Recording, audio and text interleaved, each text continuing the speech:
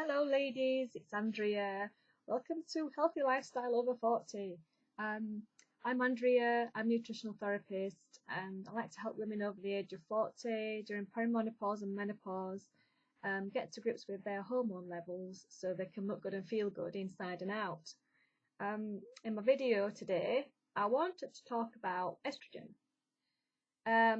And what estrogen does other than control your menstrual cycle, because it does so much more in your body. You probably just think associated estrogen with your menstrual cycle, and it's present in your first 2 weeks of your menstrual cycle, and it's getting ready for ovulation, getting the egg ready for ovulation.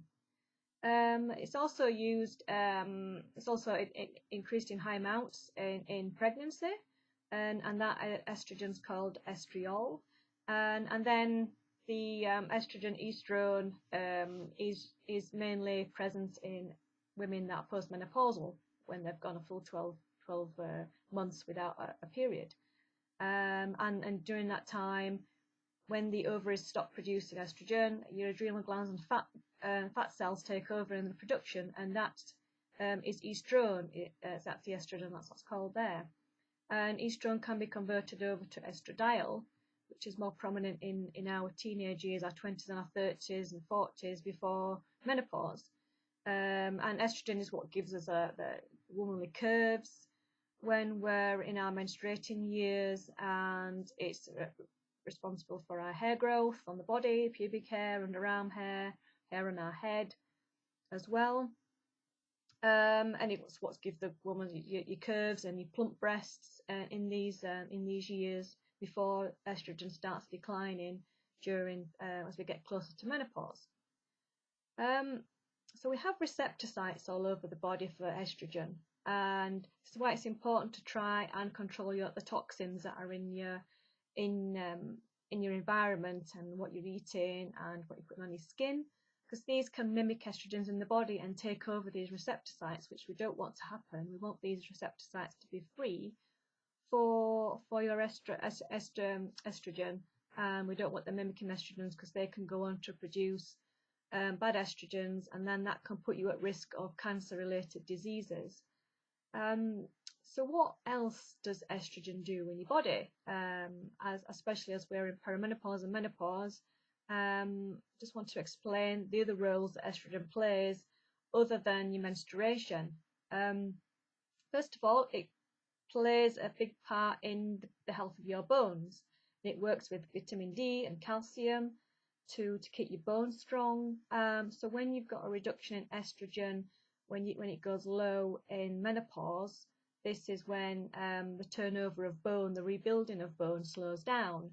This is where you probably notice that people, as they age, they probably get smaller, the bone density, the bones shrink a bit, so you reduce in height as you're getting older, as estrogen is low. So it also plays a role in your blood clotting as well, and it maintains the strength and thickness of your vagina and of the wall of your vagina. So this is where vaginal dryness can come into play when estrogen goes low, and lubrication of your vagina. And then it plays a part in your urethral lining in your bladder, so you get a thinning of that lining, so that can cause problems with incontinence and you wanting to go to the toilet a lot more because your bladder's a bit weaker with the reduction in estrogen. I know it can be a bit annoying, can't it, ladies, when you need to go to the toilet all the time. You've just been in half an hour later, you want to go again. It's like, what's going on? That's one thing I just don't like, when you're on the toilet a lot. And you have to pay more attention to the pelvic lift, to keep your bladder lining a bit stronger, so you're not leaking as much. So that's important to look out for that. It also affects your hair, your skin health. So as you're getting older, your estrogen levels go down a bit. You can be prone to maybe some skin itching, some rashes, more dryness in your skin, because your moistness of your skin is not there anymore because of the lower of estrogen. So it's important to pay attention to your skin health a bit more. You probably notice the hair on your body is reduced, which is a good sign, isn't it? You don't have to shave as often as you used to do. which is not always a good thing as well if you're getting too much hair in the wrong places, and you don't want hair on your chin, do you? You don't want hair, you don't want whiskers and hair here. So it can develop hair in places you don't want it, and then reduction of hair in places that's good, and like on your legs, under your arms. But you also don't want too much thin on your hair on your head either. So you want to pay attention to thinning hair on your head, and it's not getting too thin, and if it's coming out in clumps. We need to look at diet then, look at some deficiencies and look at what's going on if your testosterone's going too high. So you need to pay attention to too much thinning on your head. But there's things you can do about that. I'm going to do another video about hair thinning as well. So what else does it do? It can affect your brain. So estrogen going low in your brain, it can affect your moods and make your moods a bit lower. It also controls your cholesterol levels, so it can play a role in heart protection. So it raises the good cholesterol, which is good to protect your heart. So that's important. It can also affect your muscle mass and your muscle and your body fat. So if you're having these an increase of estrogen, like I've talked about the estrogen sites, so too many toxins in your body. And you can become estrogen dominant, have too much estrogen in your body, and that can affect your weight gain because it will put more the more toxic your estrogens are in your body, it can put it in your fat cells, and your fat cells will grow. So you need to pay attention to that and look out for that. A reduction of estrogen can make you more insulin resistant. So you need to be careful about what the carbs you're eating, not eating unhealthy carbs, because you're more prone to putting on weight with estrogen as well going low. So you need to pay attention to that. Estrogen also plays a role with your thyroid health. So if you're having too much estrogen around, it can compete with your thyroid binding globulin, and that's a carrier for your thyroid T3 in your blood. And so if you've got too much estrogen hanging around, and it can block this thyroid hormone from binding, and then your thyroid's not going to work as well. You can that's when you can feel a bit lethargic, because your thyroid controls your metabolism as well, and your energy in your body. So you need to look out for that, for estrogen affecting your thyroid from working correctly.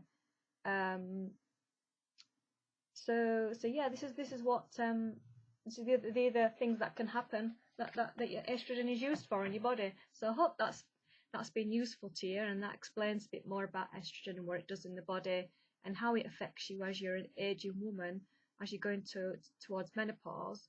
And you can just check your own estrogen levels, whether they're too low or too high.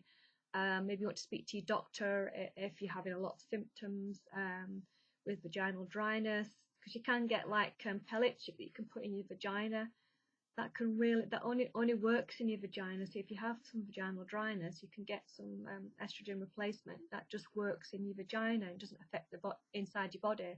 So it doesn't put your levels higher in your body. So that's really good news for ladies that are suffering with really bad vaginal dryness. There's an option there for you. So yeah, it's important that if you're thinking about some hormone replacement for estrogen, especially for women who've had a hysterectomy, gone into premature ovulation, or maybe you've got premature menopause and you've gone into menopause under the age of 45. That's premature. So it's really a good idea to talk to your doctor about some replacement for estrogen, because you have like a 10-year window when you hit menopause to decide if you want to have some hormone therapy. And the more I research it, the more I think it's beneficial for a lot of women, especially as we're living we're living a lot longer now. We might just need maybe 5 or 10 years boost of estrogen, or even longer than that. I know women that are taking low dose estrogen and they've been taking it for a number of years, well into the 80s. So it can be an option for you if you really want to think about it. And there's a lot you can do with diet and herbs and things like that as well to help with estrogen regulation. And so there's lots of different options for you to look at. So yeah, thanks for watching my video today. I'm going to do more videos. So if you like my video today, please give me a thumbs up and subscribe, and you want to share this with your girlfriends if they need some help with their perimenopause and menopause symptoms. Please share it and get the word around. The more that we are aware of these symptoms and more women that know about it. So I'm surprised just how many women don't know what perimenopause is and what the symptoms are, and they just think that they're going mad and they need antidepressants and things like that, and the symptoms can be just so debilitating for a lot of women, can be quite confusing and quite worrisome sometimes, especially, you know, if you're having dizziness, you're having palpitations, you feel like you're having a heart attack, and you know, these are the symptoms of perimenopause, so it can be quite frightening if you don't know what's going on with your body. So I really want to get the message around to as many ladies as I can to educate them about what's going on in the bodies, and yes, you can control it and all these symptoms that are involved, and I'm here to help. So if you'd like some more help, I do offer one-to-one a healthy hormone intensive, and I can work with you to sort out your symptoms and what's going on in your body, and devise a plan for you to try and get them sorted out. And I've also put together a healthy hormone course as well, which goes through all the symptoms and how you can remedy that, how you can control them, and have more energy and be able to maintain your weight and get rid of the belly fat, get rid of the insomnia, and just feel more human again. So that I'm going to put all the details below to my website. You can see I've got various ebooks on there, free ones and things, and ebooks to buy as well. I've also got a Perimenopause Heaven Facebook group if you want to come along and join that and join in the chat on perimenopause and share your story. I'd love to get to know you there. So yeah, thanks for watching, and I'll see you in another video. See you later. Take care.